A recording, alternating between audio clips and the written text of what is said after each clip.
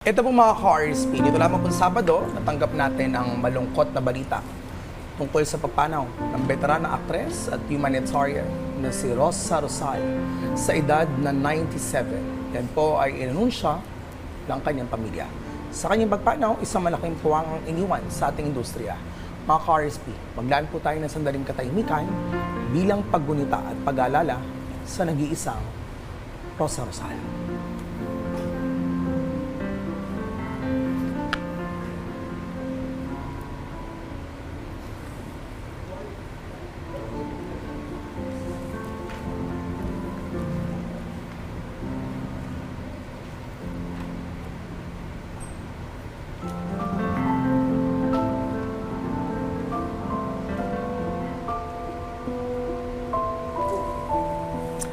At ngayon, balikan po natin ang mga pelikula, programa at ang serbisyong tumatak sa ating mga puso.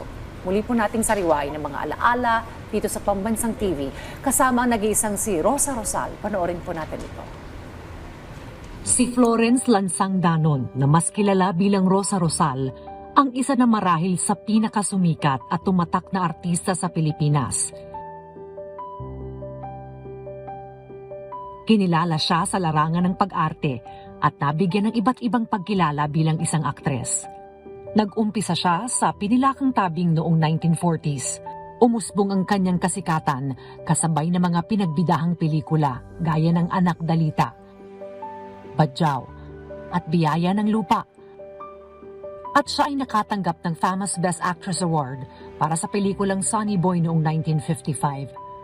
Pero mas nagdingning ang kanyang pangalan at tumatak sa masang Pilipino dahil sa kanyang hindi matatawarang serbisyo sa publiko.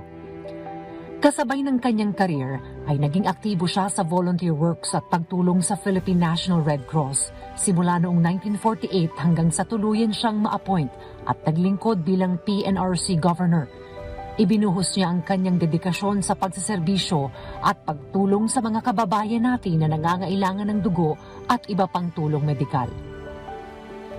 Naging mukha rin siya ng iba't ibang public service program sa radyo at telebisyon, kung saan ginamit niya ang kanyang koneksyon at kasikatan para mas makatulong pa sa mas maraming nangangailangan. Higit 3 dekada ring naging tahanan ni Rosa Rosal o mas kilala ng kanyang mga katrabaho bilang Tita Rose ang Channel 4 nang umere dito ang programang Damayan na naging dahilan para mas mahalin pa siya ng marami pang tao sa harap at likod ng kamera. Ang Damayan ang isa sa pinakatumatak na programa ni Rosa Rosal at kilala rin ito bilang longest running public service program. Nagsimula ito noong 1969 at umere sa Channel 4 noong 1975 hanggang 2010. Tumagal ito ng halos 35 taon.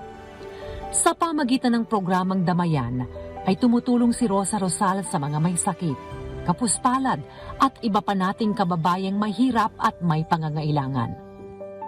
Higit sa katanyagan na kanyang natamo, ang pagtulong at pag-alay ng kanyang buhay sa pagkakawang gawa ang pinakamalaking niyang tagumpay.